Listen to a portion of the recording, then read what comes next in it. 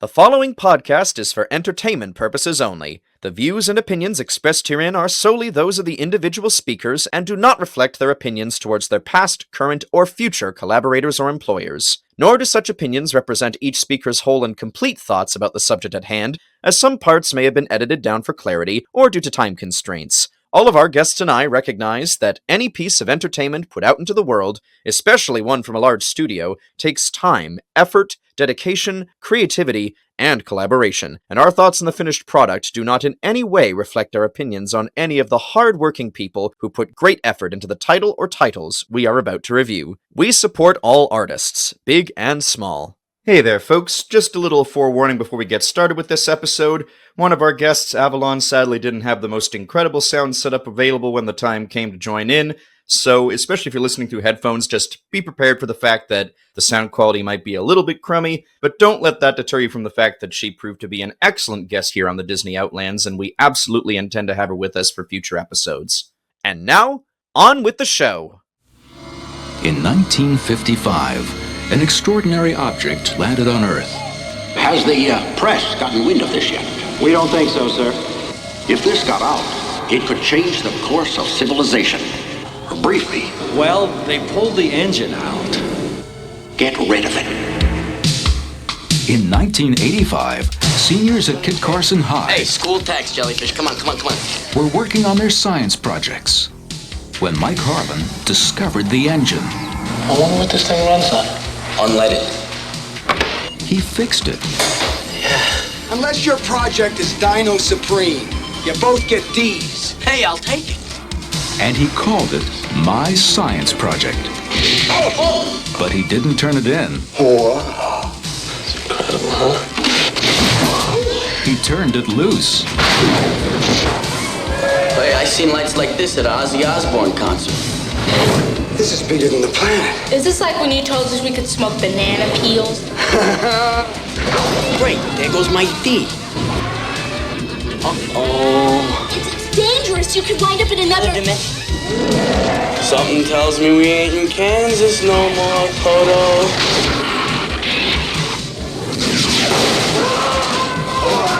Hey, Sherm, what's he saying? He's going to kick off. What are we gonna do? About 1 to 5 of good behavior. Hit the blower. Whoa, now we are talking hyperspace. My Science Project. Now that was a ride.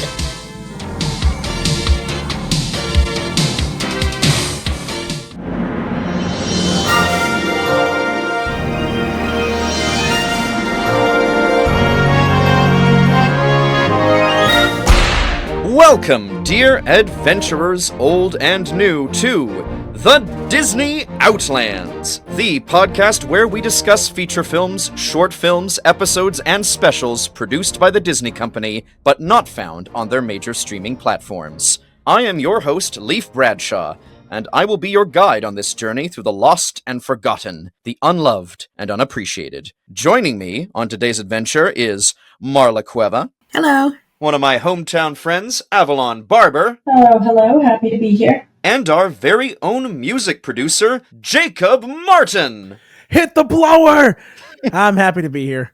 Well, it made sense to at least extend the invitation, because for anyone not in the know, Jacob Martin is responsible for helping my score for the Disney Outlands theme sound as wonderful as it does, thanks to his fantastic production sensibilities and orchestration sensibilities. So thank you for that also, Jacob. You are more than welcome. And for today's adventure through the Disney Outlands, we are going to be discussing My Science Project. This is a movie that was released in the year 1985 on the 9th of August, and its IMDb summary says, "A high school student and his friend find a strange orb-like piece of equipment to use as a science project, but must stop it when it begins to threaten mankind." So, has anyone ever seen this particular title or even heard of this before watching for this podcast? This podcast is basically the only reason I know of this movie's existence. Same for me. I had never heard of it before, and I had figured, okay, well, it's going to be a sci-fi movie, and it was like a Disney 80s sci-fi movie. Maybe it was going to be like an Automan kind of thing, but I was very wrong.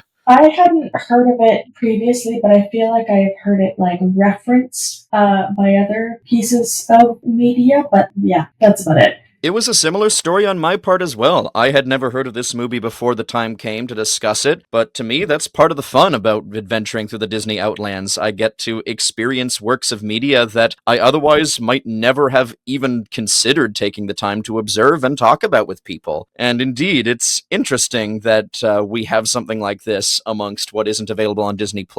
Does anyone have any ideas why it might not be on Disney+? Because there is no official reason that has been given as to why that might be.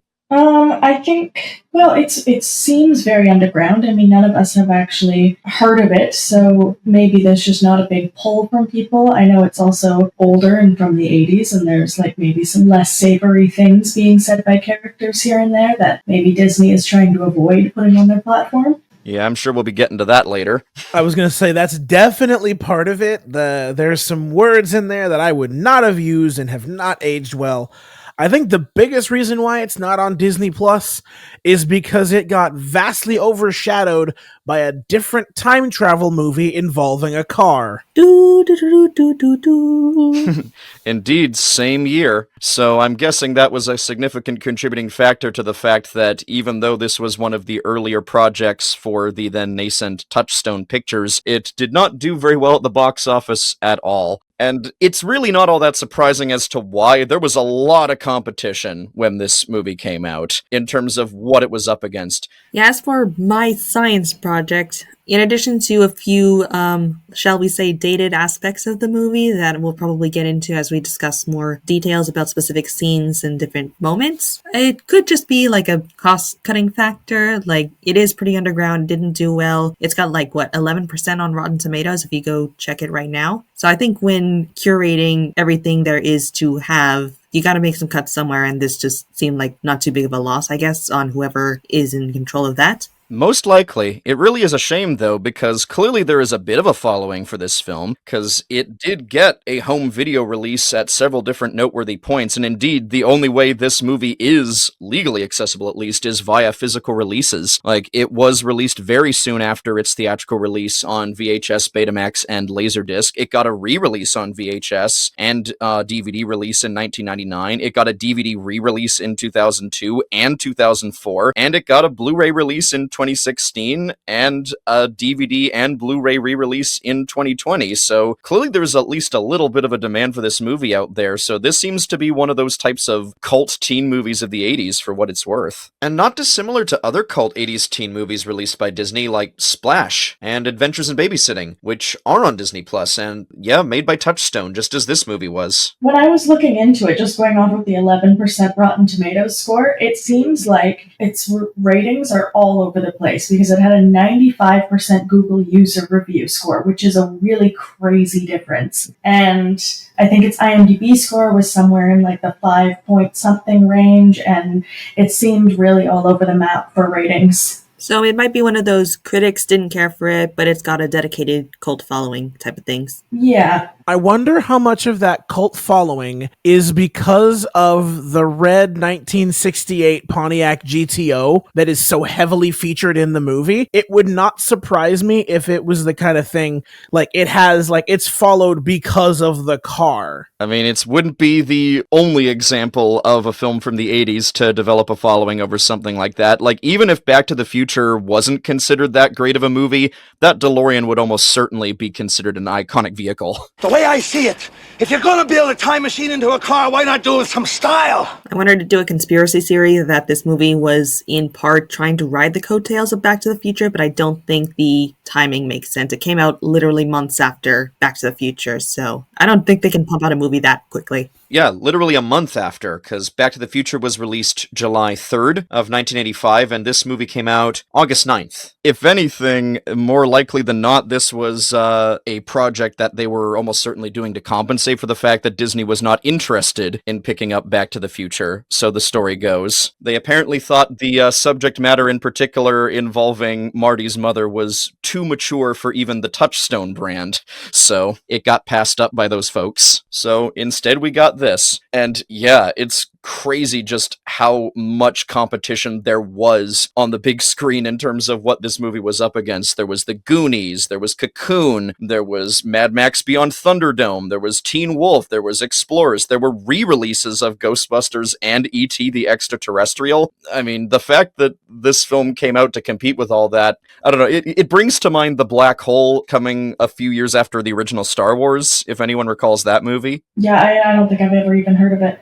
I remember it existing. I have not seen it. Same thing. I've heard of it, never actually gotten a chance to see it. I'm in that same boat as well. Still haven't properly watched it, but as for my science project, I will say I did have a pretty good time watching this movie as it went. I would definitely not call it a masterpiece by any means, but for what it was kind of solid, and I don't know, maybe part of it is just because I just enjoy the vibe of those types of Spielbergian teen sci-fi movies that were being made around this time, because there are certain filmmaking techniques that, a film of, let's be honest, a relatively unambitious scope compared to other projects of the time, there's nonetheless some discipline present that I wouldn't expect in a movie made today. In particular, the use of long takes comes to mind in this film. See, the one thing I would say that's really interesting about this movie is that obviously it reminds me of Back to the Future, but the movie that it reminded me of the most was actually from a decade later. This movie heavily reminds me of Jumanji, even though that was 95, this was 85. That's interesting.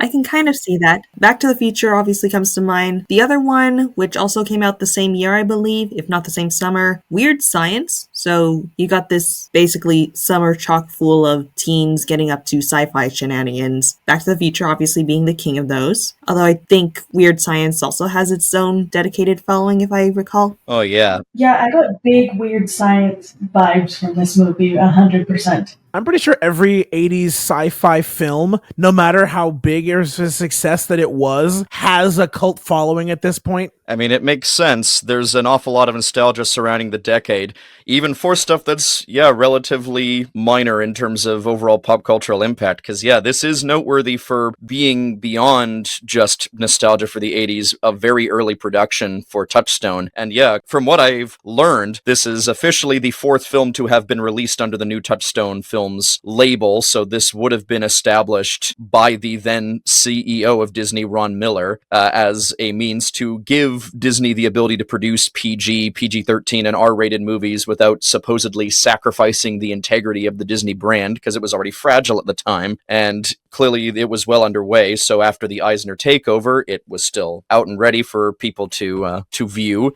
Yeah, and it would make sense, in my opinion, for Disney to use Touchstone to release movies like this and try and get that teen markets in the 80s, since these kinds of movies were kind of popular. Again, see Back to the Future and pretty much anything by John Hughes, I believe, whereas it is just like, teens getting up to slice of life shenanigans or doing something quirky and out of the ordinary. So that would also, require some edginess, as we'll discuss later. So this is them trying to get that demographic, but also still keeping their little squeaky clean image even in 1980s. Yeah, essentially the Touchstone Pictures label was founded so that Disney could tap into a more edgy market, I guess you could say. It was a means with which Disney could get away with producing films that would be PG-13 or R-rated without worrying about that sort of thing affecting the Disney brand as a family-friendly company.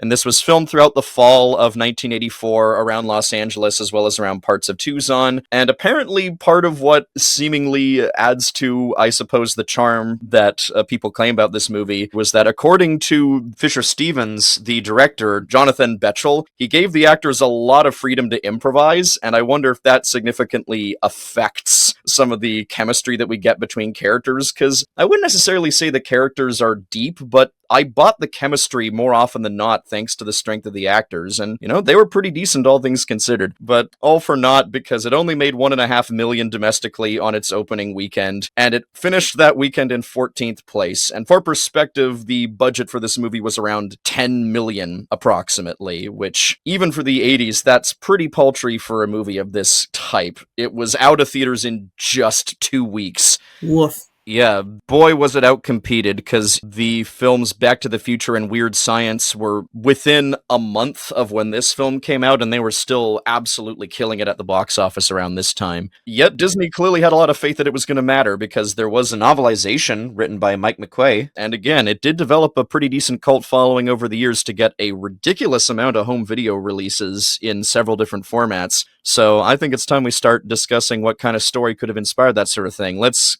start things off with the prologue. President Eisenhower is taken to the Dawson Air Force Base, where a UFO that crashed somewhere in the desert, probably near there, was delivered. He's informed that apparently the remains of 2 aliens were found in the crash, and of course, President Eisenhower is terrified by this UFO and demands that they get rid of it. The opening is surprisingly ominous. Yes. Granted, when I went into this, I was kind of expecting, like, the film equivalent of She Blinded Me with Science. She blinded me with science. She blinded me with science. So for the movie to just start like right out of the gate with like ominous military stuff, was not expecting that. You've got like a opening shots of the night sky and a radio recording of something having landed. There's like that eerie space score going on. It's good at atmosphere, I'll give it that. Yeah, and right after you hear the crash noise, the title just booms in.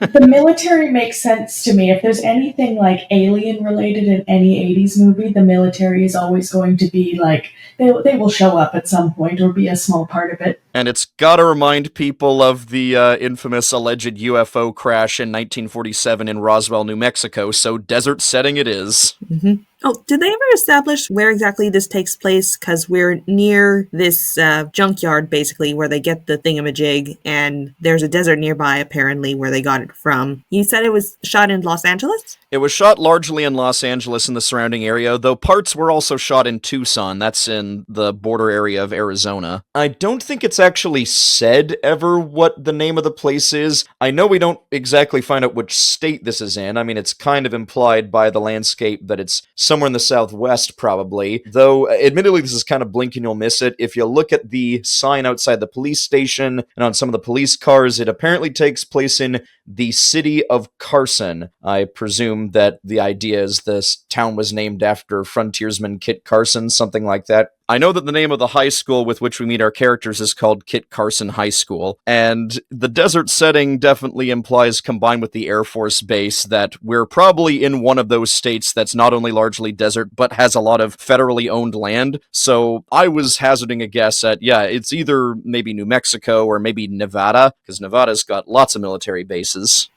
Plot twist, it takes place in San Andreas. I mean, again, largely shot in the Los Angeles area, so at least that would be accurate if that's what they were going for. And also, if you know about, there's like the whole fake Area 51 in that game as well, so it makes perfect sense. It was shot in San Andreas. Yes, indeed. Judy, Area 69 does not actually have the extraterrestrials and the probing machines, right?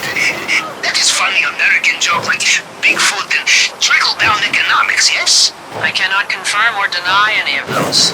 Yeah, but like I said, since it's around an area that is clearly federally run, I would hazard a guess myself at Nevada, but, you know, I could be wrong. It probably was aiming for somewhere else. And, yeah, the score, yeah, I'm honestly kind of impressed by how strangely lush the score is, considering this is almost certainly a smaller budget, and I learned that it made a lot more sense as to why, because the person who wrote the score for this film is none other than the son of legendary film composer Elmer Bernstein. This score was written by Peter Bernstein, who has collabed with his father on several of his own projects, and, you know, for someone who's going for that general vibe that we associate with 80s sci-fi, he's doing an alright job, and apparently one of the orchestrators is none other than Alf Clausen, who would write a lot of the original music you would hear, especially if it's orchestral, in early episodes of The Simpsons. Mm-hmm. So, it's just a fun little connection musically. Hey folks, a bit of an elaboration on the name drop we just did. Alf Clausen. He sadly passed away recently after a at least 5-year-long battle with progressive supranuclear palsy at the age of 84. It's, I think, important that we really draw attention to how important this guy was to music, because not only did he orchestrate the score for my science project, he also did similar work for the scores of Weird Science, The Last Starfighter, Splash, Ferris Bueller's Day Off. He also contributed additional music cues for the scores for films like The Beastmaster, Airplane 2, the sequel, and The Naked Gun. And he has written some of his own original music, mostly for TV shows. He has scored episodes of Alf, Moonlighting, The Critic, and probably most noteworthy of all, for a whopping 27 years, he was the exclusive writer of original music for episodes of The Simpsons. Now, the theme song for The Simpsons was written by Danny Elfman, but any music you hear in The Simpsons for the first 27 years or so of the show that isn't the main theme that Danny Elfman wrote, you have Alf Clausen to thank. So, yeah, I think you can understand why it felt especially important to draw attention to him here. He is quite significant to the world of film and TV music, if you ask me. And now, back to the show. All I know is that apparently whatever was going on with this UFO crash, it was so important that President Eisenhower had to be taken away right in the middle of a golf game to see what was going on and give orders. Yeah, apparently Eisenhower himself had to show up for this, and his immediate response is, and I quote, "Get rid of it." Amazing. I mean, hey, he's trying his best to maintain peace and order. What can he do?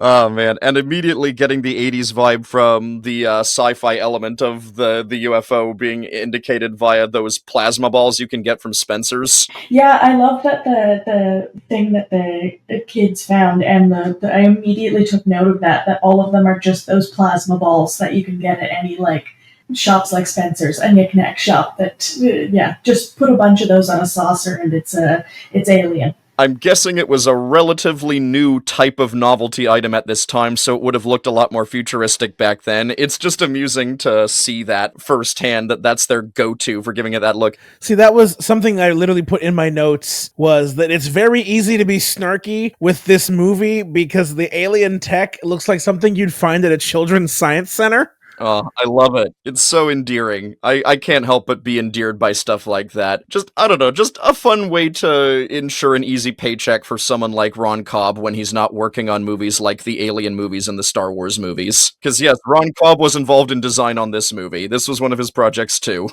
And also, getting a little bit ahead, I love how when it comes to the actual plot device machine that originates from this device, it's only ever called the Gizmo. There weren't any, actual sentient beings on that spacecraft, were they? That the Area 51 people or whatever had to, They offhandedly mentioned that they found the remains of 2 living beings that were on board, but no survivors. Okay, so it's just their tech that they left behind. Whatever they were planning to do, we'll just never know. It's just set up for the Gizmo, I guess, to show up and cause chaos, basically. Yep, and a similar short line in that prologue scene suggests that Gizmo might have been the ship's engine, because I remember they say, we extracted the engine, so maybe that's what it was. Ah. But again, it's one quick line, but I wouldn't be surprised if that was at least the implication there. They mentioned later on, they made the connection of it being an engine as well when they were talking to their teacher. Yeah, which makes sense because we later learned that the Gizmo obtains its power off of other devices, and we get some interesting hijinks out of that consequently. But before we actually get there, we cut to the present at Kit Carson High School, and that's where we end up meeting all of our major players in the plot, basically, all in one go. We get to meet our main character, Michael, his bestie Vince. We get to meet Ellie right away, and she talks about how she's working on a project involving UV radiation on fungi. That's pretty fascinating, if you ask me. Mm-hmm. Just immediately get the establishment that, we got us someone who's brainy over here. She also wears glasses, so, that's obvious. That's how you know somebody's brainy, because they wear glasses. It's the 80s. Guys, she's got glasses and a ponytail. Oh, look at that. She's got paint on her overalls. What is that? Guys, there's no way she could be prom queen. As somebody who wears glasses, damn it, I hate that stereotype. Because then I don't get a free pass to be a dumbass. Because, of course, we get even more of that level of stereotyping with Sherman, who's similarly quickly established in that classroom scene. Yeah, so we got two different nerd stereotypes right off the bat. The lady nerd and the boy nerd. And then we meet Michael, our protagonist, who is clearly very obsessed with cars. So we've got the 4 students we'll be palling around with for the next hour and a half. And then we've got the teacher, played by Dennis Hopper, I believe. Yeah, that is Dennis Hopper. Apparently back from rehab at the time he shot his scenes for the movie. I actually have a fun fact about Dennis Hopper. So recently I was listening to the making of Blue Velvet, and apparently nobody wanted to hire Dennis Hopper because he had just been out of rehab, but everybody was they got a call from somebody, a previous director, being like, oh, he's just been on this movie, he was really, really great, you could trust him to be on this movie. And it didn't occur to me to look up the movie, but it was this movie. Of all things. And in many respects, Dennis Hopper's antics in this movie as Bob, he was really insistent everyone call him by his first name because, to paraphrase, only the pigs call me Mister. Oh, God. It was also interesting seeing him in kind of a light role, because I've only ever seen him in very kind of dark or serious movies. Yeah, he gets the "and" credit in the opening credits for the cast list. It's an interesting detail that he's I don't know if former hippie is the right term. He's still going to political meetings even as the shenanigans are going on. Yep. He still has his van, so clearly he's been taking good care of it. Well, I mean, just because you have a day job doesn't mean your beliefs go out of the way, I would hope. I would hope not. But I was about to make a point that it's kind of funny that, of course, it would be not long after this he would be in Blue Velvet, because for perspective, Dennis Hopper's character is explaining to Michael, hey, he used to be his age once back in the 60s, and all he needed to get through high school was a frisbee and a gas mask. And then while Michael's walking out, he just proceeds to start huffing nitrous oxide out of a tube. It's really weird. And I couldn't stop myself from thinking, was this what gave David Lynch the idea for his quirk, shall we say, in Blue Velvet? Oh, dear. Mommy. Oh, Mommy. Mommy. Fucking look at me. Fucking look at me. I don't know, that was the vibe I got off of him. Wonderful film. That would be funny, though. He kind of has a similar... Well, he plays an addict in a lot of his films after he was in rehab. I guess the studios just really had to rub it in what he had gotten in trouble for, I suppose. See, one of the funnier things because when first seeing it, I didn't notice that it was a high school. So the way that it's set up, that classroom and everything, that looks like a college, not a high school. And, all the actors look like they're in college, not a high school. So when they said saying all these big, very high important science projects, and I'm like, okay, so this is set in a college. And then they revealed that it was a high school, and that took me right off guard. I was like, wait, what?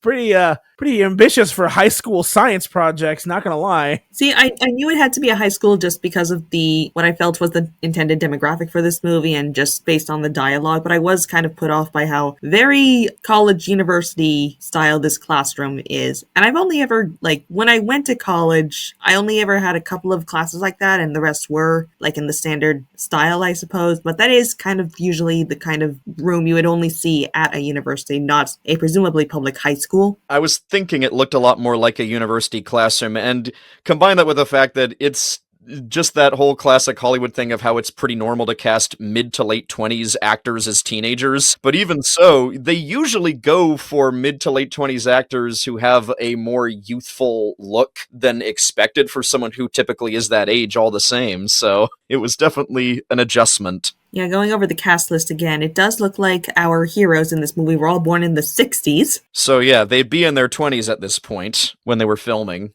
At least not super far off. They're not casting 30-year-olds as high school students. Yeah, like Grease. Also, it was kind of weird when at one point later on they mentioned, well, what's your major? I'm like, what major? You don't major in anything in high school. That's the next step. Unless it's one of those really specialist types of high schools, I suppose. I took it as her, what are you going to major in after high school? Or this is just Hollywood conflating college and high school, as they sometimes do. Probably, because honestly, it was a little difficult to tell right away what they were going for in terms of the setting, because, yeah, I don't know, Bob is really passionate about this level of ambition project for a public school teacher, and sometimes I wonder, because of course, we've already got the implications of a pretty loaded past as a 60s activist with him. I mean, didn't he mention that TNT was one of the things that he finds personally useful when he's just listing off useful things? Is he suggesting that he, I don't know, attacked somewhere in part of a protest rally or something? Oh gosh. I mean, hey, I just couldn't help but wonder what the implication was with that, especially since this was the 80s. This was a pretty big backlash period to a lot of 60s countercultural ideas, so I couldn't help but be a little confused and a little concerned. They really, really show this in that first high school scene. But the main character, what is it, Michael? Yeah, Michael. They, instead of giving him much personality, it's like they kind of just inserted cars and made that the whole personality of Michael. And it just is continuing throughout the entire go. It's like there's no brain, it's just car.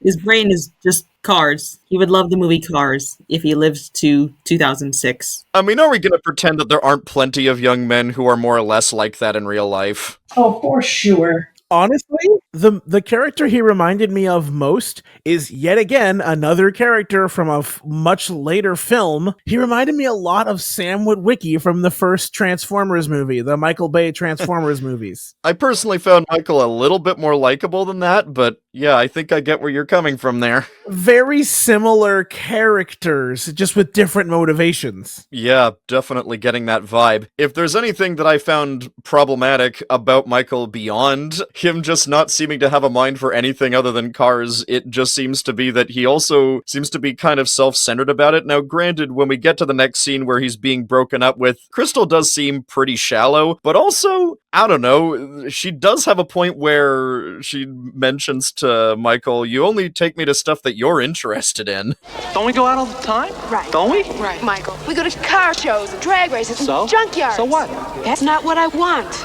I was kind of confused about how the movie wants us to feel about the breakup in Crystal, because I feel like that breakup is supposed to be a wake-up call for Michael, but also Crystal herself is kind of portrayed as shallow and like a little bit ditzy, and the script seems to kind of hate her, so little mixed on the message there. Yeah, because she's all like, oh, that's exactly what this article in Cosmos said you would do if I said this. He literally, like, he considers it a good point in Ellie's favor when he's like, do you read Cosmo? And she's like, no. Great bar to set there. Movie. But then it shows her reading one later. I was about to say. But I'm guessing that's something that just came to her mind later down the line. Who knows? Mm-hmm. I will give Ellie credit for being as bold as she is, though. Like, the way that she gets Michael's attention for the two of them to start hanging out. Honestly, I appreciate that level of confidence and assertiveness. Yeah, Ellie's probably my favorite of the 4 students we have here. Yeah, I would say Ellie is definitely the most likable of all of them. Yeah, because I was prepared to feel like the movie was trying to tell me that we're not supposed to like Ellie because she's kind of harassing Michael a little bit and is also clearly trying to break off the advances from Sherman in that same scene being asked to the prom with that whole interview thing. Oh, hey, it's for the yearbook end, but somehow it ends up playing out fairly well. But it's also quickly established that she does have a liking for Michael. I mean, she goes out of her way to play that whole ploy to get his attention, pretending her car's broken down, and then he's like, I fixed it easily. Okay, you did that on purpose. And she's like, okay, fine, I would like to hang out with you. Will you do that for me, please? Mm-hmm. I appreciate that level of confidence in somebody. What can I say? I wasn't expecting that from an 80s teen comedy, so that goes a long way, in my opinion. Though it is pretty funny how one of the first bits of commiseration we get with the whole, nerd-jock dichotomy stuff is both Ellie and Sherman are like, you've never seen Return of the Jedi? I don't know where Michael would fit categorically in the 80s high school hierarchy. You wouldn't really call him a jock, and I wouldn't call him a nerd in the typical sense. He's not established as, specifically popular. He's not hanging out with the cool kids that we see. We just see Vinnie. But I feel like we're supposed to see him as, higher up in the ranks, so to speak, than Sherman and Ellie and any other quote-unquote nerds at the school. I think he's almost like an offset, which I guess isn't really as much of a thing. I think they used to have more like auto shop, like car heads back in the day. And I mean, I know they still have auto shop in high schools and some of them now, but I think it was a bigger thing back then. So there was like the people who were obsessed with cars probably hung out in this specific group. Yeah, I definitely got that vibe, because I do recall a few adults from my early childhood years who seemed to be products of that line of thinking, but luckily none of them seemed as kind of problematic as the fourth of the characters we end up hanging out with, Vinnie. I mean, he's ostensibly our comic relief, but oh boy. So if I recall correctly, the next scene is where we meet Vinnie, kind of, when we're in the car shop. I mean, he does sort of interact with Michael in that opening classroom scene, but we don't get a lot of establishment of his personality until they're hanging out in the auto shop. Right. And Michael's removing his custom license plate after getting broken up with. Vinnie just sort of casually is like, just kind of drops some casual sexism and then reveals, oh yeah, my parents are divorced. And I'm like, gee, I wonder why. Like, come on. Yeah. I'm nervous about his future. And we also see that Michael, based on implications, also does not have experience with a stable parents' relationship, and his mom is not mentioned anywhere. So both of these teenagers have some issues to work out. I think they're burying themselves in car fixations to not deal with those. That's my analysis there. Yeah, I definitely get that idea, because of course we later get a scene establishing that, yeah, Michael's dad is not exactly what you'd call the most selfless of men out there. The thing that really got to me about meeting Vince was that I was not expecting such a casual drop of the F-slur in a Disney production, even under the Touchstone label. That caught me right off guard. I put that immediately in my notes. I was like, whoa, what? What? Like, holy. It honestly doesn't surprise me. I don't know if it's like something that people forget, but you watch almost any 80s movie, they will drop that at some point in it. It's probably in Weird Science. It's probably in so many other 80s movies of the decade. It was just kind of thrown around. I mean, certainly casual homophobia in plenty of the films that I've seen from that time period, but I cannot rightly recall an instance in any that I've seen that just casually drops that slur. Let alone one that was technically released by Disney. 80s. They drop it a couple of times. Yep. Hey, check this out. You know, I put in these new lifters. Yeah? Blow Matuski away from Yeah, Matuski's a Yeah. Hey, scope that in the tutu. I mean, I guess it does establish the intense, overcompensating machismo attitude that we're supposed to get from Vince, because Vince is ostensibly the comic relief. He has a lot of the most over-the-top moments as a character, so ostensibly he's our comedic relief, but man, something tells me that his biggest influence in terms of comedians is going to be Andrew Dice Clay. If you know, you know. As much as I think Vinnie was, he said some problematic lines, I think he did also have some serious bangers in the movie. I think he was pretty funny a lot of the time. Here and there, he definitely had his moments, for sure. Personally, he was like the biggest, I do not like this character. Like, I do not care what happens to him. I have no investment in him. I do not like him as a character. I do not care for him either.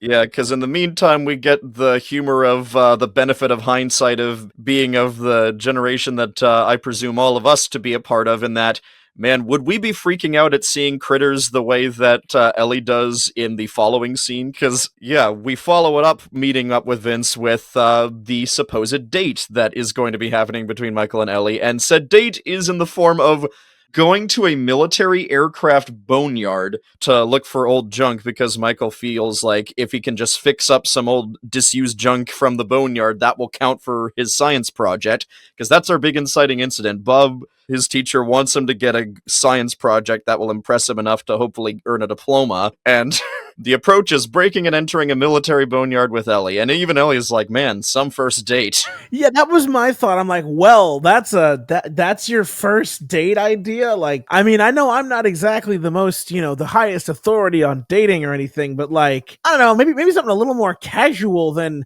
breaking into a military facility to steal some crap for your stupid project. Right? Hey, on the plus side, if these two crazy kids do end up marrying and having children of their own, this will be a great How I Met Your Mother story. That is true, I will say. But the point I was about to get to about the generational difference is, would we freak out at seeing the critters hanging around the boneyard the way that that they do?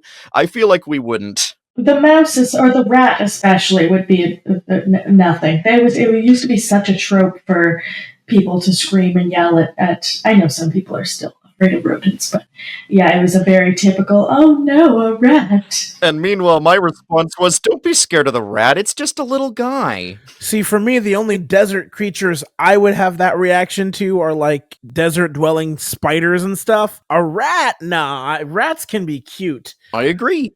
I'm just saying, like, I would not have had that kind of a response unless it was like a massive spider crawling towards me. Then I would have done the same thing. I mean, I'd be a little nervous at one of the critters that Michael encounters while looking around in that basement full of junk, because there is a Gila monster in there, and they're not known to attack people by any means, but if you do get bitten, that's gonna really ruin your day. I'm kind of skittish in general, so I probably would like not try to attack any critters, but I would like I'd have like little squeaks and moving around and like not trying to cause too much trouble.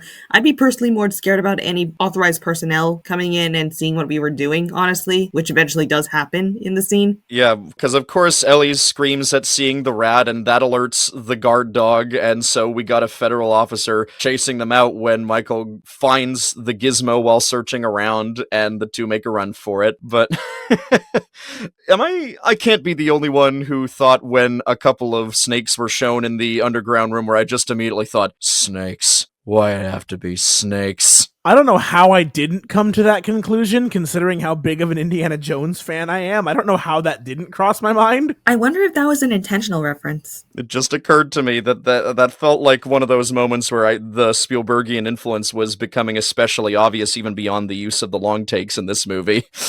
Yeah, I should have been keeping more track of the Spielbergian vibe to this movie and others like it at the time. Yeah, I mean, to be fair, that was just kind of what movies like this were like at the time, even if Spielberg had nothing to do with it. Yeah, in fact, when the movie first opened, and admittedly I was kind of going into this blind, I thought there would be an alien aspect to this, so when they did bring up the UFO and the president and everything, I was expecting some sort of E.T. Direction with this, but that's not necessarily what we get. We just get a MacGuffin, which is fine, but we'll see how that plays out. Yeah, we don't encounter any life forms, but we do encounter a device, and I guess it's a device that's very thoughtful about the needs of our protagonist to be a safe distance away from the Fed who is chasing them, because it's established that one of its powers is the ability to short out other devices that utilize electricity by essentially siphoning it away, but it's only after they've driven away a decent ways from the boneyard that it starts to have that effect on the car. Convenient, but also not, because it leaves them stranded. Yep, and it also highlights Mike's insecurity around being a car guy, because if he could manage to bust a car, stranding them in the middle of nowhere, what does that say about what a great car person he is? That's that's one of our emotional conflicts. So his emotional need to prove his masculinity is tied up in this car. It really, really is. And when you consider the way that Vince decks out his own car when he comes to the rescue to tow the car back to safety, I'm not necessarily all that surprised. Do I even need to say much about Vince's car sticker or its retractable trunk ornament? That was the thing I was going to bring up. I literally have in my notes, in all caps, that is the best car modification ever in regards to his stupid retractable middle finger in his truck. That got an actual audible laugh out of me when I first saw it. How useful would that be for real, though? That would be a great feature. Yeah, so the retractable trunk ornament is a middle finger. Specifically, it is an acrylic middle finger, like those kind of LED signs that you would get somewhere. It's that, but it's just a big middle finger that shows up and then goes away. Yep, when the guy in the pickup truck behind them is like, hey, get out of the road, at them, and that's his response. And yeah, he's also got a bumper sticker that, what did it say? I think it was something like, my other car is a piece of shit too. Yeah, my other car's a piece of shit too. I loved it. My goodness, he is so tacky.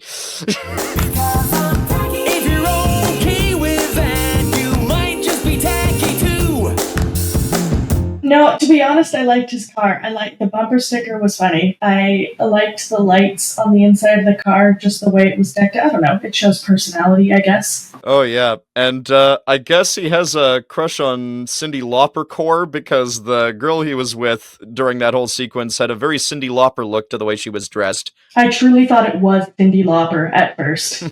Nope, it was just the 80s. There were just lots of women who dressed like that at the time, I guess. I don't believe that girl has any significant plot purpose besides establishing that Vinnie has a girl, I guess. Yep, she's not in the movie very much. Oh, something I did want to point out, when they are on that hill for the first time, and Ellie's kind of pointing out, hey, we can just walk the rest of the way. We get this shots of like the hill and the city lights. It did kind of remind me of a lot of hillside views of Los Angeles, by the way. It's not like La La Land levels of gorgeous, but they do feel familiar to me, which is how I guess know it was at least filmed there. Hey, that makes sense, and that kind of brings me back to the whole idea of there being a Spielbergian vibe to this whole production, because it kind of reminded me of similar shots from E.T., where we get similar views of the San Fernando Valley area where that was shot. I just thought that was kind of a fun little touch. And may I also say, if there's at least one place of masculinity insecurity where Vince and Michael are still willing to work around the gizmo, they never once comment on the fact that the gizmo glows pink. Yep. No commiserating over that, so that's at least something, because this would have been the heyday of color-coding gendered toys, I would imagine. This would have been the heyday of that when this film came out. Yeah. I will say it was also very cute that after all of that, that's when Michael and Ellie decide to be on a first-name basis with each other after they've been frequently just referring to each other by their surnames. Hey, Ellie? The name is Michael. Okay. Okay. Michael. Good night. Night.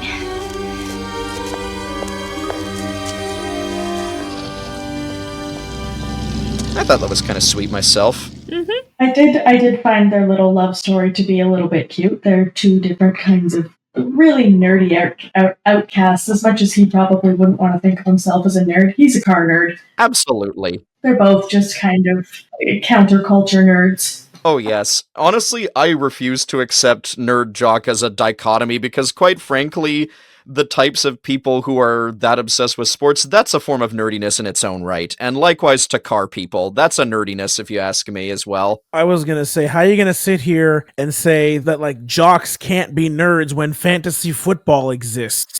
Exactly. And likewise to like knowing every spec op of a vehicle. Like, come on, you gotta have a level of hyperfixation that is stereotypically associated with nerddom to be like that about cars. You gotta. It's no way otherwise. True. Oh, man. And speaking of it being a bit of a time capsule, the 80s on the part of color coding with toys, the electric typewriters that we see in one of the classroom scenes. That was just an amusing sight to think, oh yeah, that would have been normal in classrooms for typing assignments. I'm fascinated by that stuff. When you guys were in school, did they like have you take computer classes or like have dedicated times where you visited the computer lab to like get you up to speed on the upcoming technologies? Yep. Oh, yes. I remember that. Oh yeah, we used the program All the Right Type to learn how to type and stuff like that. That was pretty fun. I was going to say, I have at least 2 years of playing Type to Learn 3 under my belt with Space Santa and his purple flying Cadillac. So definitely I was of that era when computers were still like kind of new-ish for regular people. Mm-hmm. Yeah, that makes perfect sense. It's just fascinating to see the steps towards when it got to that point, because of course, to me, electric typewriters somehow seem like a more antiquated and yet not very useful for collectors' items than even older mechanical typewriters. I don't know, I couldn't help but fixate on that for a second, even though it's just a few seconds of us looking at that. Like, even now, when you think of typewriters, you're not thinking of the electronic ones. I didn't even know there was a thing before this movie. You're thinking of, like, the old school ones where you're sitting at a desk and you type the little buttons and paper comes out, and it's charming and it's quaint. Yes, and makes for a good basis for a rhythm section, according to Disney's Tarzan, but that's getting a little too far off track, I think. Because where things really start taking off is when we get to Michael and Vince going to the school auto shop and figuring out what this gizmo is and how it even works. Well, Michael does the working, Vince is just in the background giving running commentary. and commiserating over the fact that to get going it leeches power from Vince's boombox. I guess the device was really offended by Vince joking about how it runs on unleaded gasoline. I think we just start learning a bit more about what this gizmo does, and apparently what it does is mess around with time quite a bit. And makes a vase. Yeah, it conjures up an antique Greek-style vase. Presumably it's supposed to actually be an ancient Greek vase from actual ancient Greece, and it also transports Michael and Vince 2 hours into the future, which means they are in trouble with Bob because they were supposed to be at his class that day. So how did it go far as back to ancient Greeks to bring back this artifact, but it only moved our heroes up into 2 hours into the future, I suppose? I don't know. Magic, I suppose. I think that was all just kind of unspecified and unclear how the time stuff works. Yeah, they don't get very clear about how exactly it works. We know that it does something with warping space and time, but the specifics, I mean, this isn't Interstellar by any means. We don't even get, a base-level physics lesson on how it's supposed to work, because quite frankly, I don't think that's the kind of movie that it's trying to be anyway. Although they do try and explain it to both Mike and Vinnie and to us as the audience, because in the next scene, Michael and Vince, they figure, hey, Sherman, he's a nerd about this kind of stuff. Surely he can give us some answers, so they go to the school library to ask him about it. See, the thing I noticed that was when they were in the library there, my first thought was, wow, you guys are being pretty loud for a library. But also, definitely just me seeing connections where there are none. When the gizmo was making the lights flicker on and off, my first thought was just, reminds me of Indiana Jones at Disneyland. Which, that's not the first time this movie would do that, but... Indeed. But, only after Vince decides to body shame him a few times, despite the fact that he's more of a twig than I am. What the hell, Vince? God. Yeah, that was kind of a product of its time, and I was like, what do you mean you're calling him fat? He's barely even fat. Get out of here. He's maybe 180 pounds at most. I'm surprised Sherman even put up with this. I don't know. Well, technically he kind of doesn't because, of course, he was earlier eavesdropping on Michael and Ellie and Vinnie when Michael's car was getting towed back after being broken down by the gizmo, and even makes a pact with the actual jerky jocks in school to try and, get revenge, I suppose, on Michael. I don't know. Sherman's motivation is a little tough to explain. It just seems like kind of stereotypical nerd motivations. It seems very emotionally driven, and I don't think he thought everything through. You could take Sherman out of the movie and it wouldn't be different. Possibly, but didn't he also kind of instigate the climax, as we'll discuss later? For sure, yeah, but it could have been caused by anything else. I don't know, his character just seemed like such a nothing character to me. Not that the actor was bad or anything, it was an odd character to, a whole other character to add that didn't seem to move the plot forward that much. And the thing of him starting the climactic moment, that could have been done by whomever, really. Yeah, because it's not for lack of acting ability on Raphael Sbarge's part. I mean, he would go on to be in, Once Upon a Time and The Old Republic and Mass Effect games, so he's got good acting chops he has proven to have. But yeah, the way the character was written, I don't think there was anything really given to him material-wise beyond nerd stereotype. I'm at least glad they didn't pair the two quote-unquote nerds together. Yeah, man. I feel like it was tempting to go for that to a degree, but man.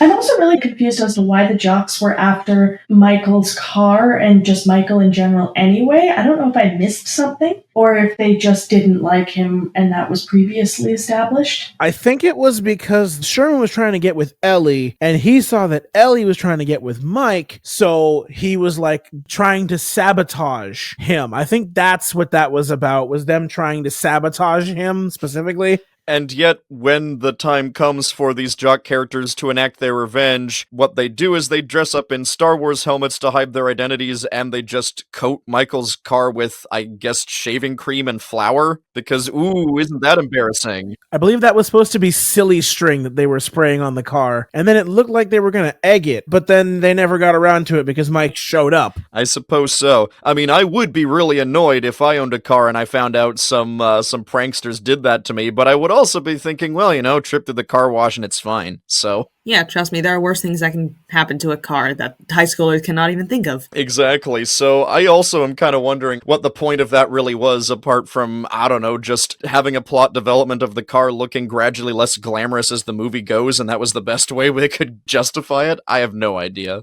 Although considering how much of Michael's interest and, I guess, self-worth are wrapped up in this car and car culture in general, it could just be emasculating part on the bully's end, making him feel bad, I guess. It's also kind of, they do it near the end of the movie, so we'll get to that, but it's kind of showing character growth that over the course of the movie, Mike cares less and less about the car and more about his friends. Yeah, because they do establish pretty quickly that even his friendship with Vince doesn't seem like that close of a friendship. It's more like he's just around, and so they talk to each other a lot. And then as the film progresses, he becomes more invested in the well-being of others. And I will appreciate that it does at least feels natural. It doesn't feel too forced. Mm-hmm. How about we also bring up how we further escalate another plot point that doesn't end up really going that much of anywhere beyond, I guess, establishing a dynamic in that Michael's father is now hanging out with a sales rep from the fictional company of Betty Joe Cosmetics. They apparently ran off to Reno together to get married, and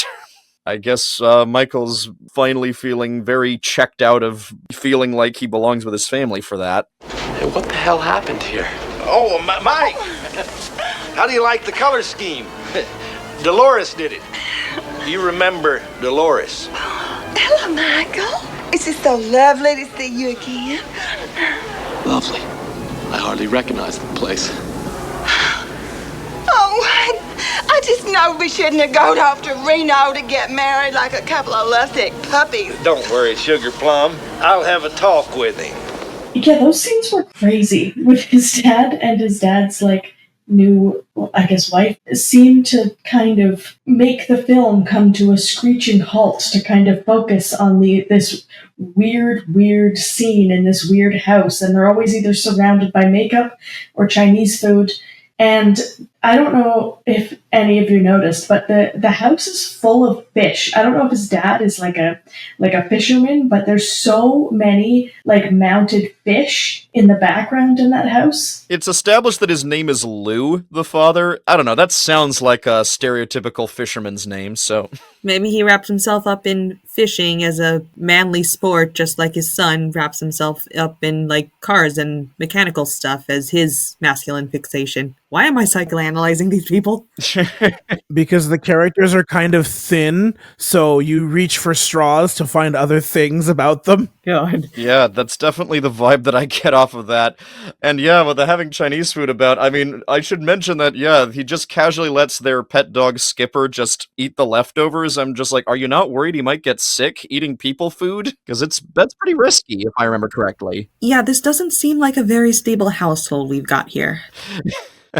Yeah, probably not. It's through this setting, though, that we do get some entertaining Disney references just playing in the background on the TV. I remember there's a scene where 20,000 Leagues Under the Sea is playing on the TV during the scene where Michael's father, Lou, is showing off Dolores, his new wife's new home decor.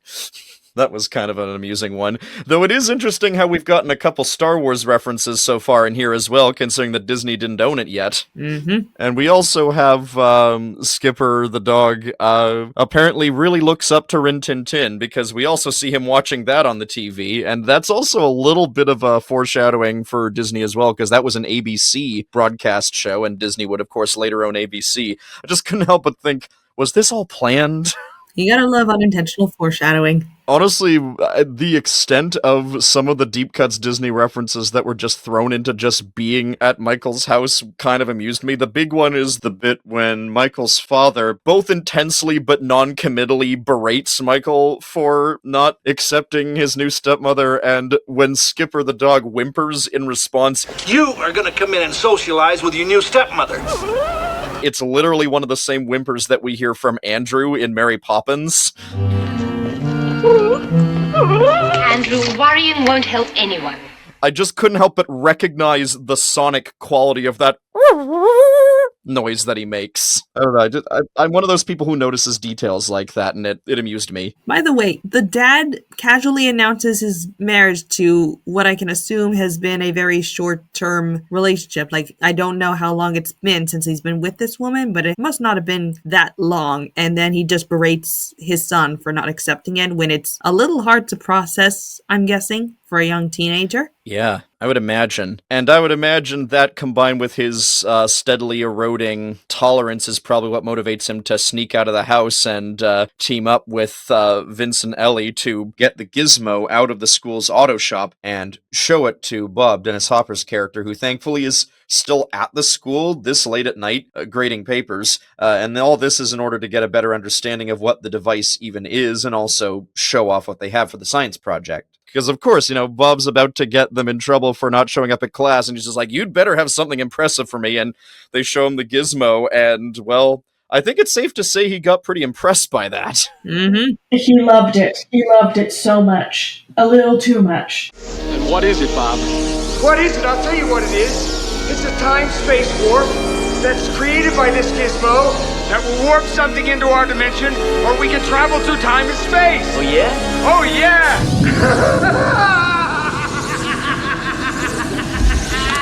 Yeah, Bob gets warped into the machine and is in some sort of space-time limbo for much of the remaining runtime. Yeah, that's another scene that I specifically wrote. Like, all the stream effects of everything going around the room reminded me a lot of both Ghostbusters and the end of Raiders of the Lost Ark. And then him getting sucked in just immediately reminded me of Jumanji. Again, 1995, this was 85, so I wonder how much inspiration Jumanji took from this movie. I was also getting light Doc Brown vibes, just the way Dennis Hopper was hamming it up in that scene. Oh yeah, I couldn't help but also think about Doc Brown a little bit during that sequence as well. Yeah, but Doc Brown is likable.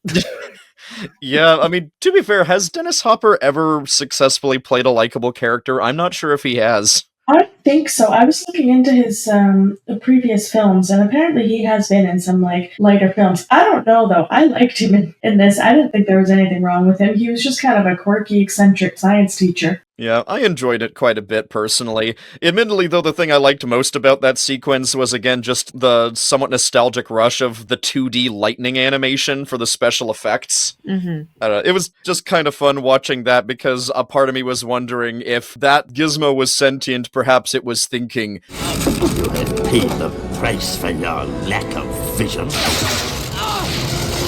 because it was the same kind of lightning animation. Okay, it wasn't blue, but very similar texture and movement to the animation on that lightning, and I couldn't help but think, oh, that's fun. Yeah. 80s fantasy and sci-fi movies really loved their lightning animation, didn't they? I think it's just because that was an easy thing you could draw on the film, since it's basically just squiggly lines. So all you had to do was just draw some squiggly lines on the film and you were done. I guess so. I mean, hey, it does actually look pretty cool, even bearing that in mind. I can see why it was so popular. It's just so amusing to think that that was just the go-to to convey that feeling in sci-fi movies for a while. No, if it works, it works. And it sure does. That was, honestly, in my opinion, that was the most intense scene of the movie, even more so than the climax that we haven't even gotten to yet. And I think a large part of it was just the kind of freaky commitment we get from Dennis Hopper as he's just getting further and further literally sucked in.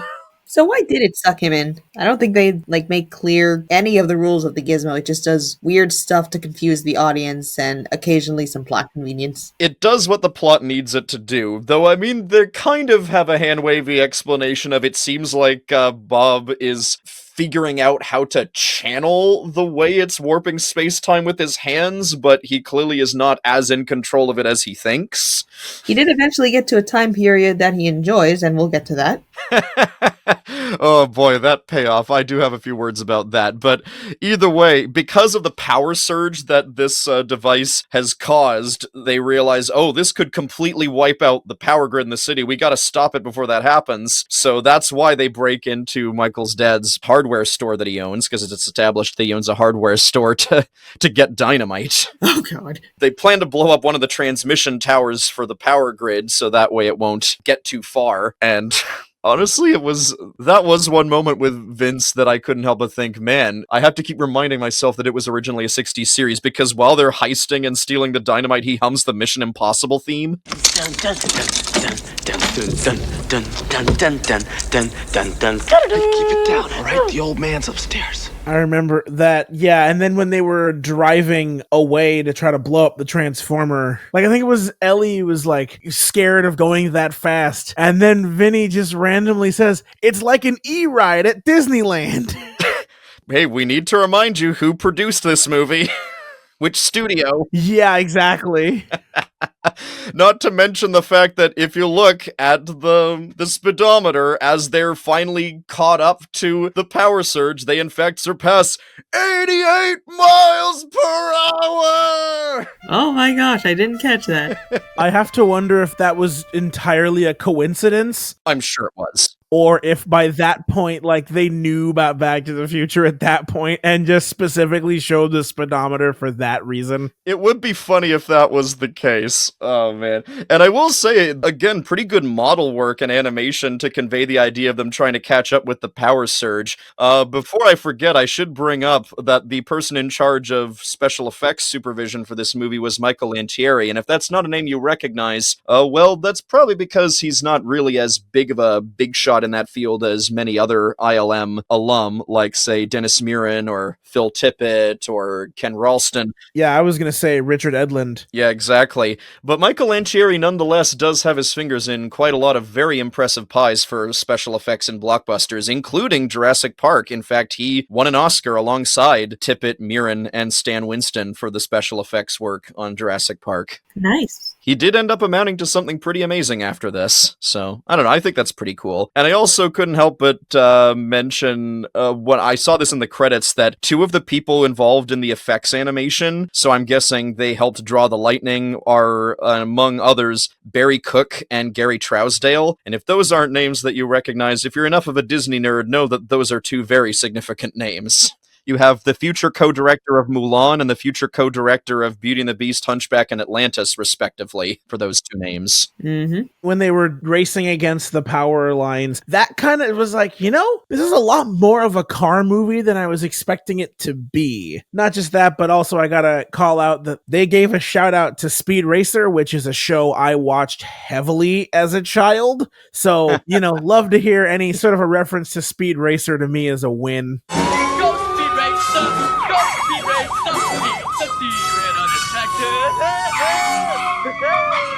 Considering the references this movie has made, I am now terrified that that's foreshadowing to Disney trying to buy the rights to Speed Racer someday. Does that include the movie put out by the Wachowskis a couple years ago?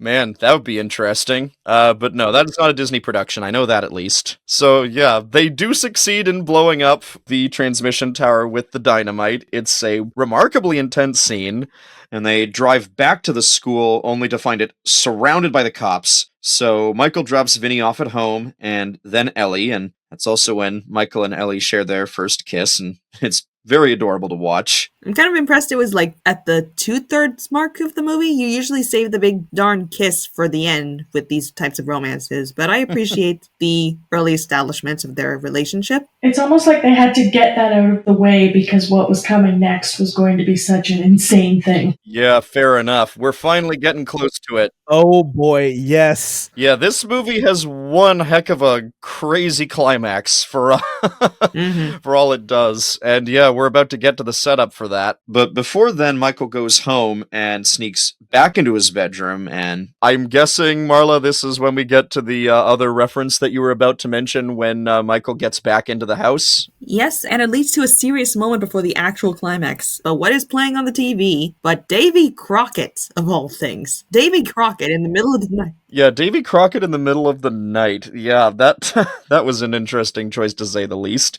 Made more sense in Fantastic Mr. Fox, its application, if you ask me. I wonder if that actually has more to do with, well, what happens when Michael gets into the house to hear it on the TV.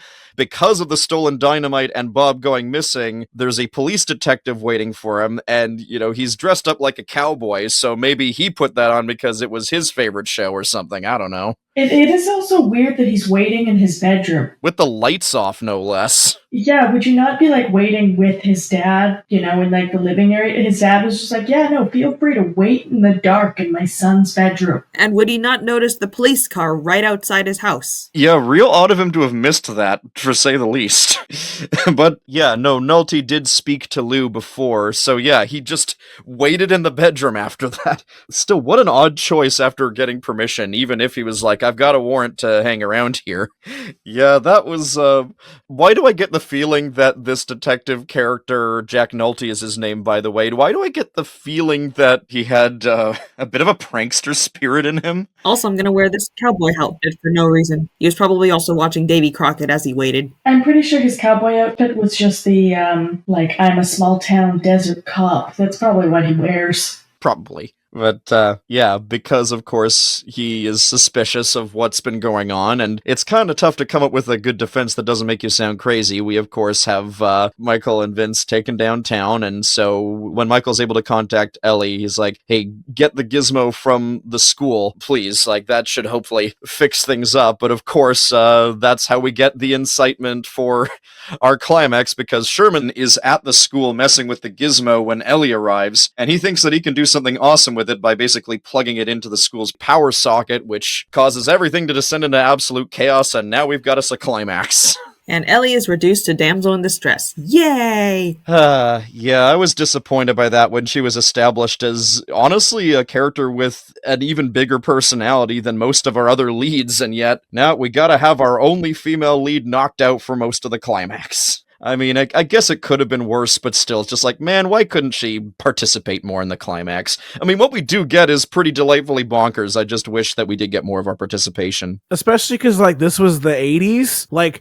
It's not like women kicking ass in movies wasn't a thing. Why is she not allowed to kick some ass with the boys? I don't understand that either. You could have also just had her, fending off some of the stuff that was coming out of the gizmo as she was trying to escape and as the boys were trying to make their way to her. So still in needing of some help, but not completely helpless, Exactly. Because already as consequence of the power surge through the gizmo, we get a lot of time displacement shenanigans just filling up the school when Michael and Vince are able to take advantage of the chaos to break out of the police station and get back to the school to try and find the gizmo, where of course, this is a pre-MCU movie and yet we still have a skybeam. See, also, the movie itself, a lot of it with the ensemble cast, and especially the way that everything was playing out, it reminded me of a different, older Hanna-Barbera show called Johnny Quest, which, if you've never heard of Johnny Quest, 1, no, it's not Johnny Test, and 2, listen to that theme song, it slaps. Yeah, many of those shows had pretty catchy theme songs, but yeah, I wouldn't be surprised if that was among them.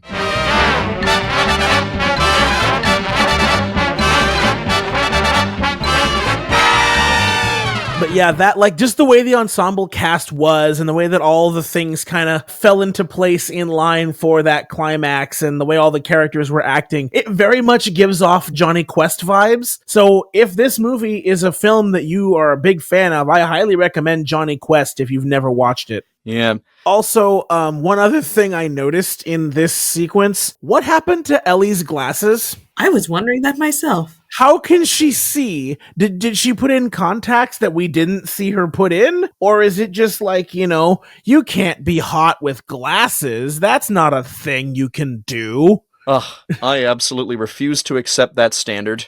So do I, as I have had many, many, many crushes on many women that have had glasses.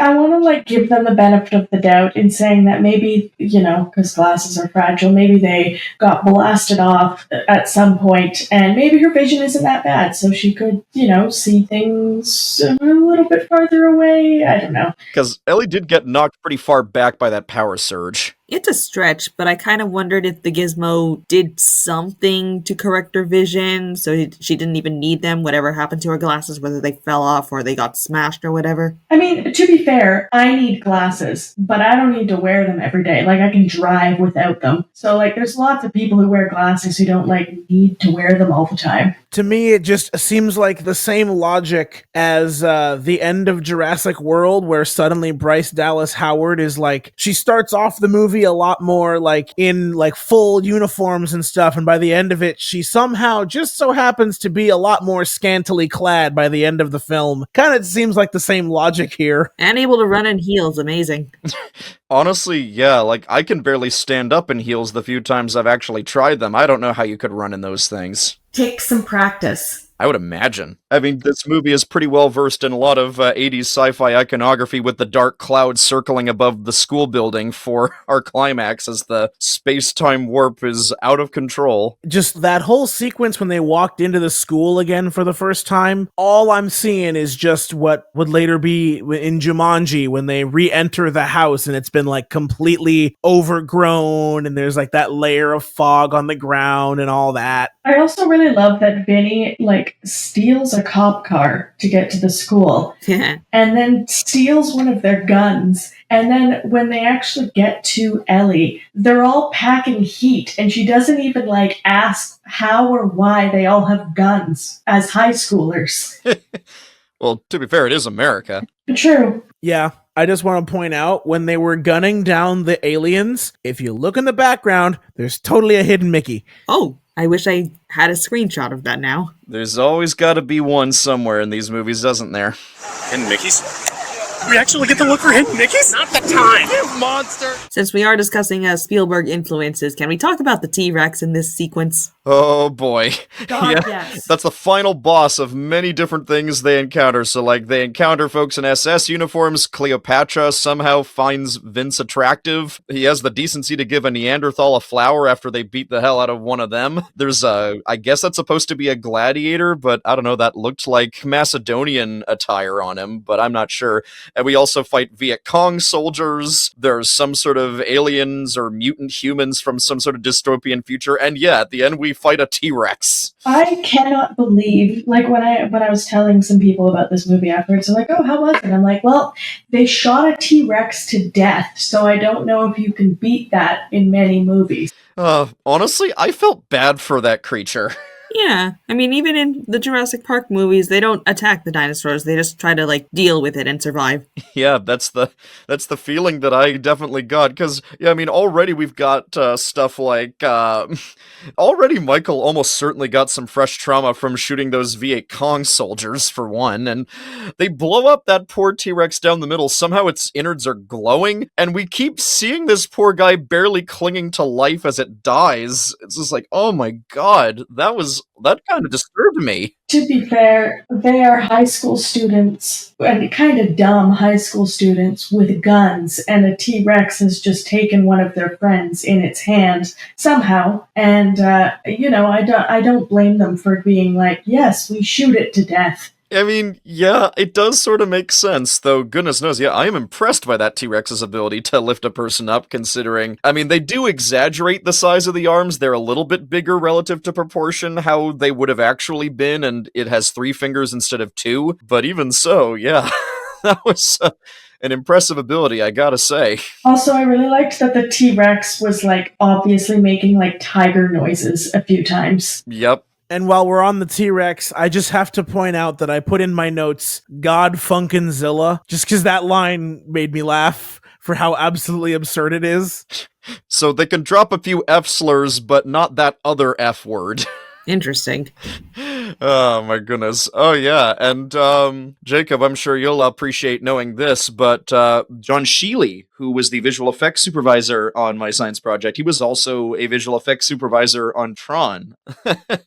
I just find that an entertaining little factoid in and of itself about this, because of course, this is quite different from, of course, the effects work that happened in Tron. Like, this involves puppetry, but I do think it is really fun that we have that connection there. I mean, I was kind of waiting for this to go all Tron for no reason, like for them to go into the future in some way, and then they never really showed that. Yeah, we do get a cyberpunk future implication with those aliens, mutants, whoever those guys were. Yeah. But the big climax instead is a T-Rex. But it is pretty fun that we do get someone involved with Tron involved there. At least it's good to know that he's got other interests to be involved in something like this. And apparently this was a bit of an undertaking. You've got quite a few special effects makeup legends involved here too. Apparently Rick Baker was involved on creating this T-Rex as well. That's pretty special. Yep. Yeah, for any of you who don't know, Rick Baker was responsible responsible for the special makeup effects in films like An American Werewolf in London and Men in Black and the Thriller music video, so... I was just about to say, if you had ended before that, I was going to say,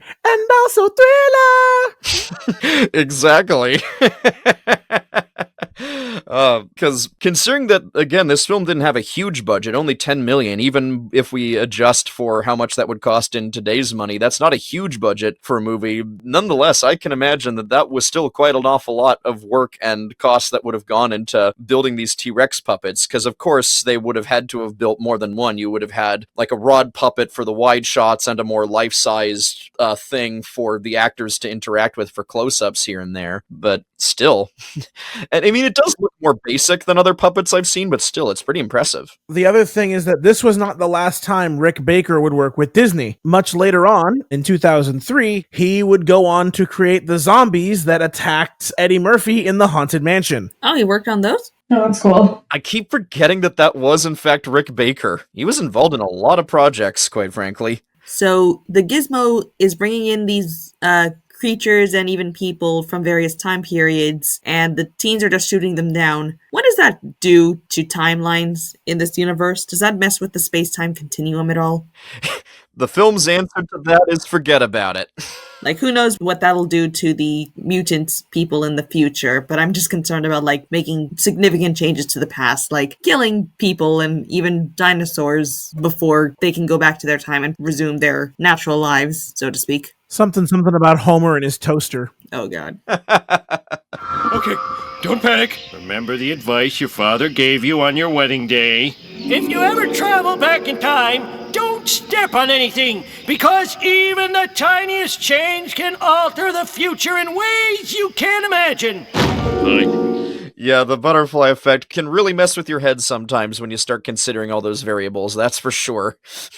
Oh yeah, if I remember correctly, another person involved on the T-Rex would be Doug Beswick, who was involved in stop motion on quite a lot of iconic 80s movies. So we've got Empire Strikes Back, The Terminator, and Beetlejuice. Oh my goodness. So yeah, we got some real experienced people here involved in this project. That's crazy for a film that none of us had even heard about until we went on this adventure through the Disney Outlands, eh? Yep. So they reach the Gizmo. Ellie is presumed safe, albeit without glasses for some reason. They shut down the Gizmo. Presumably everything's back to normal, and we even get Bob back. Hooray! Yep. Apparently, while he was displaced through time and space, he had spent most of that time at Woodstock. Good for him. I'm happy for him. I was genuinely shocked that Mike didn't know what Woodstock was, though. That, like, I was like, wait, what? How would your kind of person would know what that is? Because that's the kind of music that was played around auto shops. So that's really weird that he wouldn't know what that is. All he knows is cars. And I feel like Bob would probably bring it up at some points in his classes, like just kind of rants about the good old days and his fond memories of the 60s and whatnot. Just feels like something he would bring up. For sure, but it is amusing to me that he offhandedly mentions getting to enjoy a Beatles concert, because I don't think Bob would be the kind of 60s person who would be that into Beatles concerts necessarily, because the Beatles, when they did live shows, that was mostly during their early years. Once they started making a lot of their more iconic songs, for one, they didn't perform a lot of them live because they were deliberately designed to be studio recordings and not something that could have been reproduced live with the tech at the time. But by the time they really started committing to making a lot of the songs that we really adore them for, they'd stopped performing live altogether, basically. So,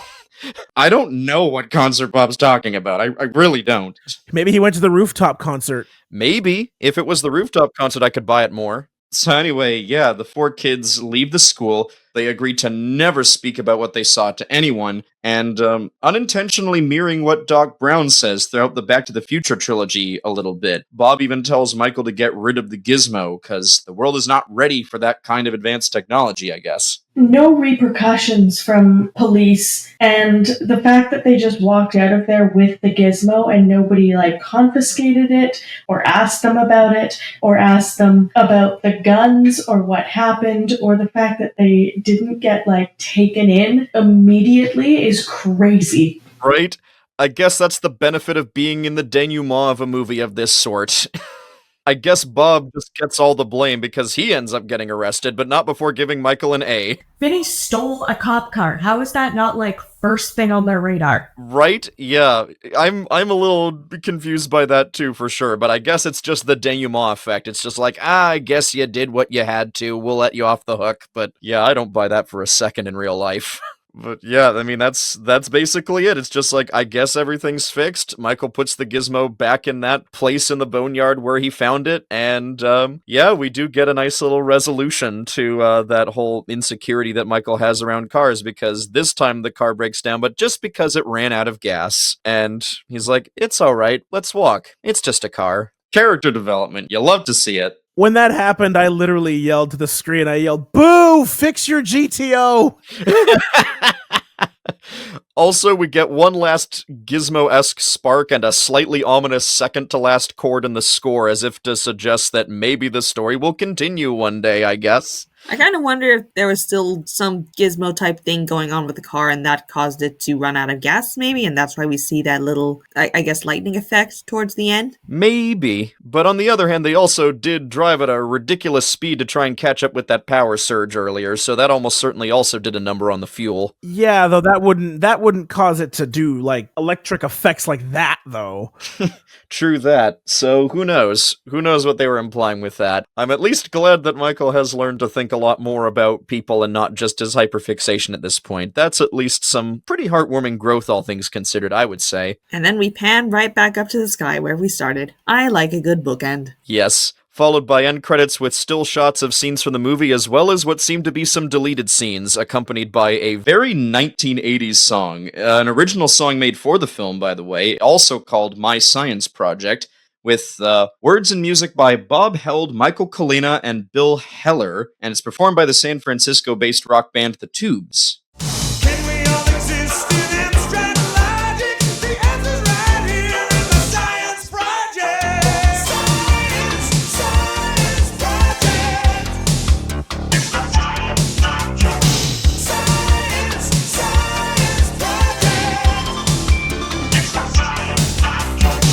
I was immediately reminded of the song Weird Science by Oingo Boingo. Yep, me too.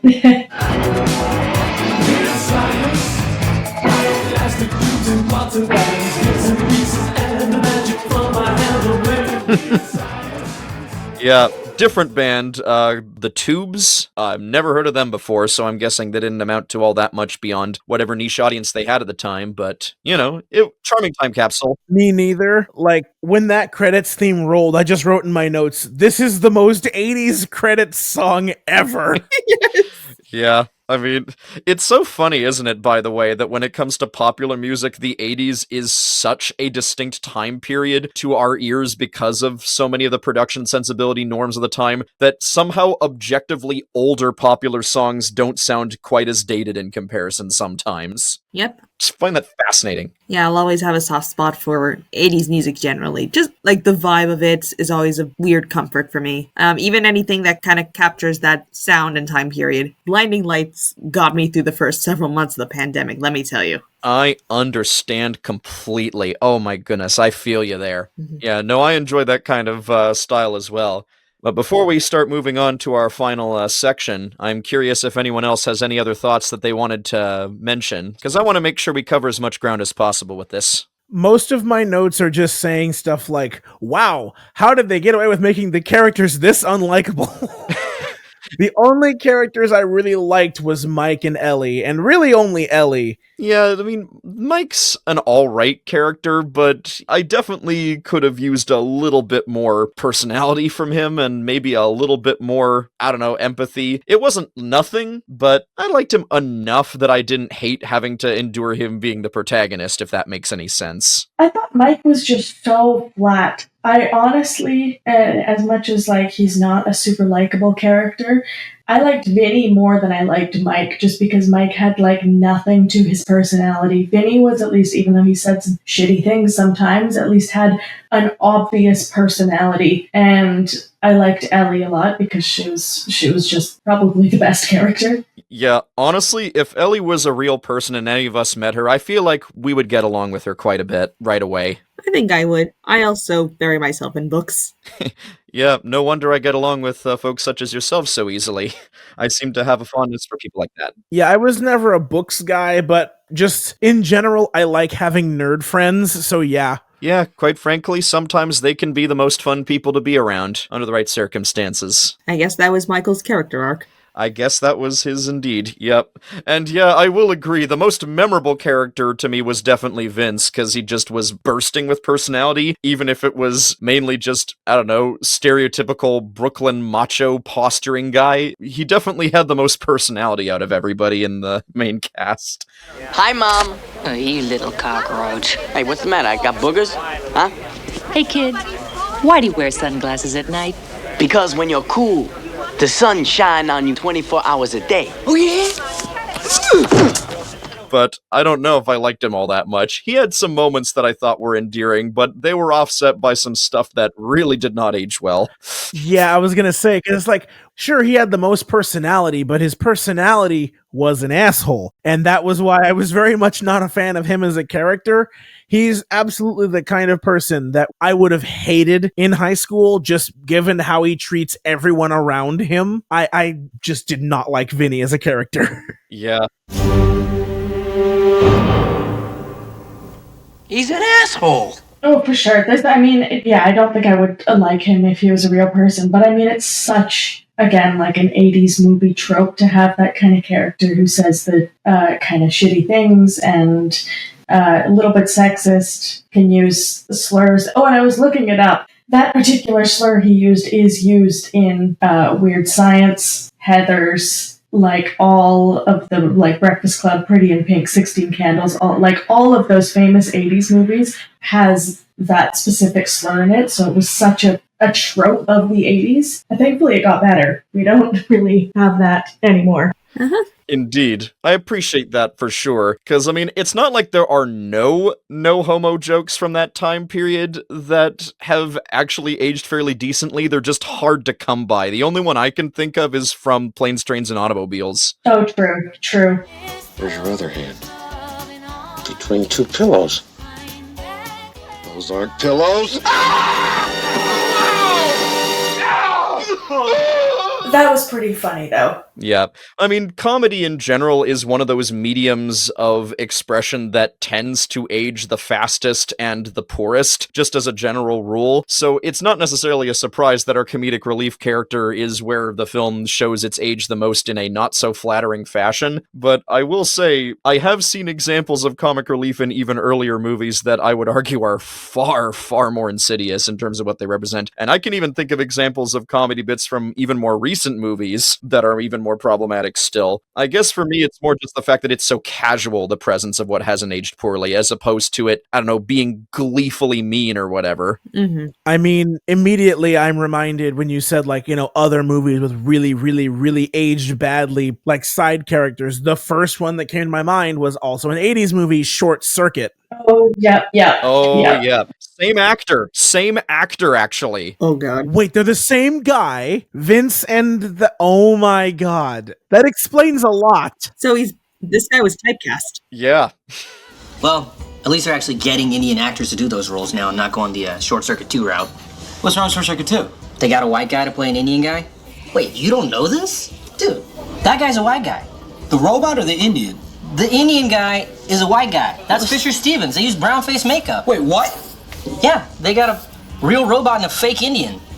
It's funny. I didn't actually know that guy that actor did stuff when he was younger, because I've seen him in a couple things recently, as he's obviously much older now. But apparently he had like that trope back in the day. Now he seems to play like stuffed suit characters. I think he was in Succession recently. Mm-hmm. That's right. And this wouldn't be the only time he would work with Dennis Hopper as well, because he played Iggy Koopa in that infamous early 90s Super Mario Brothers movie where Dennis Hopper plays King Koopa, which is also in our master list, by the way, since it was a Hollywood Pictures movie released by Buena Vista, and yet it's nowhere to be found on Disney Plus or Hulu. So, yeah, we'll probably be talking about that movie one day. Oh. That movie was in my mind as soon as I remembered, oh yeah, that's Dennis Hopper. That movie and Waterworld. Yeah, so there's some interesting connections there, at least in terms of the degrees of separation. I find that kind of entertaining in its own right.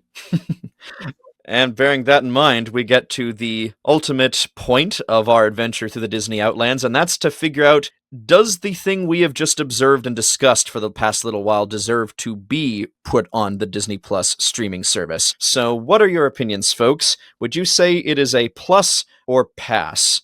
Marla, is it a plus or pass, My Science Project? So you said no fence centers, so while I personally would give it a pass, I could also see, how this is a bit of an 80s cult classic. I see its charm and what it's trying to do in terms of being just a one-off sci-fi adventure. I think I'm still going to give it a pass, though, because I don't think there's much outside of that makes it stand out the way something like a classic movie such as Back to the Future, or even Weird Science does. And there are just some things that do kind of hold it back, just in terms of some really outdated stereotypes and even some language. If you did put it on there, you would most likely definitely have to put one of those disclaimers. But I also don't see a huge need for it to be on the streaming. I guess if you want to go out of your way to see it just to say that you have, or you have an appreciation for these kinds of movies, there's probably some ways you can find it on other physical copies. Those are coming back now, so yeah. Fair enough. I mean, that is how we were able to procure this. Avalon, what do you think? Is My Science Project 1985 a plus or pass? It's a plus. As much as it has issues, I think it's just such a fun thing of its time. I went into it thinking it would be pretty bad, but I liked it a lot more than I thought I would. And I thought it was really comparable to a lot of other 80s movies that I'm a big fan of. I think it's just a fun movie to sort of throw on when you want to watch something, to just have a bit of fun and see something new. And the fact that it's not on anything right now, I think it should be on something. And yeah, no, I think considering none of us even knew it existed, maybe just give it a larger audience. Maybe it'll get some different ratings, reviews, more variety in that. And I don't think there's any reason for it not to be on Disney Plus. All right. And Jacob, what's your opinion of My Science Project? Is it a plus or pass? It's kind of weird for me because I could go either way. If I had to pick one, I'd probably say it's a pass, simply just because I wouldn't be surprised if Disney wants people to forget about the time they almost made Back to the Future but then didn't. I feel like it's just, if you want a movie like this where it's teenagers doing wacky shenanigans involving science fiction, time travel, and a car, we have Back to the Future. We don't really need this movie. That being said, I do understand its cult following, even if I think the cult following seems to be more about the car than anything else. But I don't know, I'd say I'd still give it an overall pass, just because so much of it hasn't aged well that it'd be kind of hard to justify putting it in a modern world. Yeah, and I can understand that thought process. Me personally, I was surprised by how much I ended up enjoying the experience, considering the fact that it's definitely aged in ways that a lot of 80s movies that we don't talk about, and even some that we do, have aged awkwardly. But personally, I would also say it's an interesting time capsule for what it is. I definitely think that a lot of the cult following seems to have more to do with, the car, and also its relative difficulty of accessibility probably plays a part. But at the same time, there's a part of me that feels like more people do deserve to at least see for themselves what they think about something like this, because if you have any kind of fondness for 80s sci-fi movies, even ones that aren't fantastic, I feel like for all that you can finger wag at that has aged poorly, and definitely has, I think you might still end up having an alright time with it. Personally, I think that this should be on Disney Plus. I would give this a plus, but I would definitely do so with the caveat of this definitely does need to have a disclaimer about some of the things about it that have aged poorly, and then it would be a matter of how do you convey that in a way that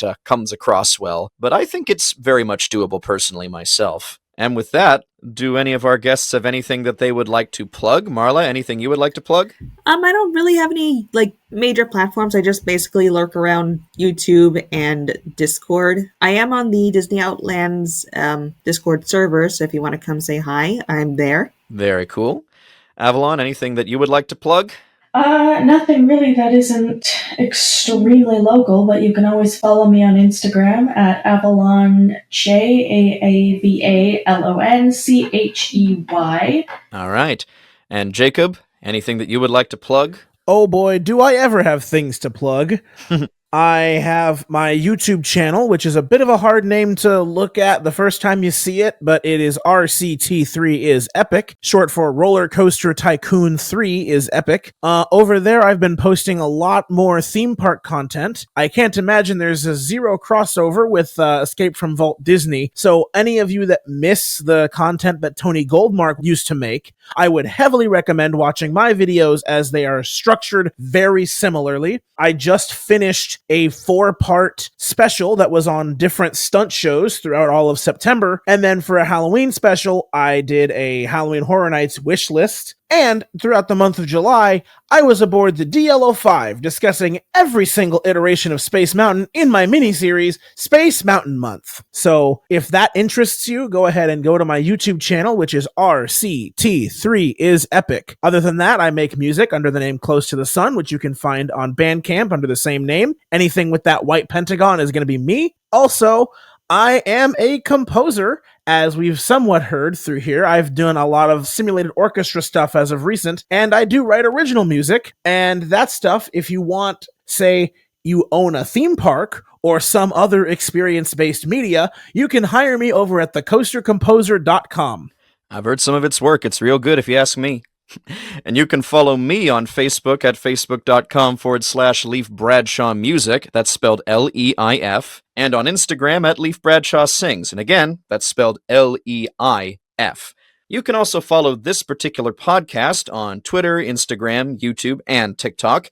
You can find every episode of this podcast on YouTube, as well as all the usual outlets like Audible, Apple Podcasts, Amazon Music, Spotify, and iHeartRadio. You can also help us out by leaving a review, giving us 5 stars, and sharing it with all your friends. If you'd like to help us out even more, you can donate to our Patreon at patreon.com/Disney Outlands, where if you pledge any amount, even just $1 per podcast, you get to hear new episodes of this show at least 2 days early. Special thanks to James Moyner, and of course, I have to give thanks to my guests today for your delightful contributions and for joining me on this adventure through the Disney Outlands. Thanks, everybody. You're welcome. Yeah, anytime. My pleasure.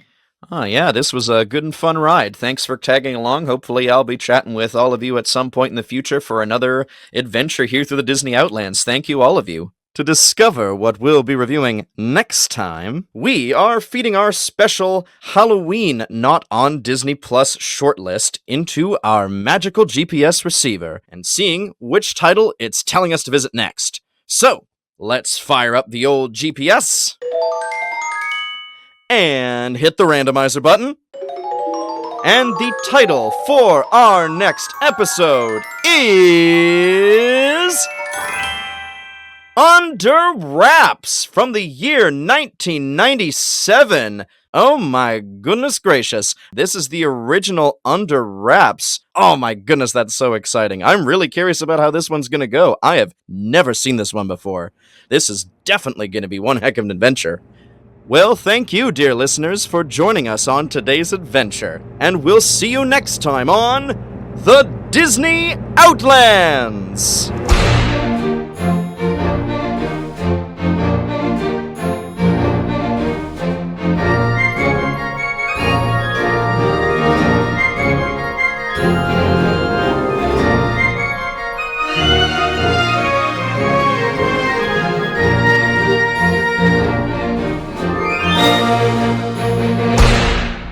Great, there goes my D.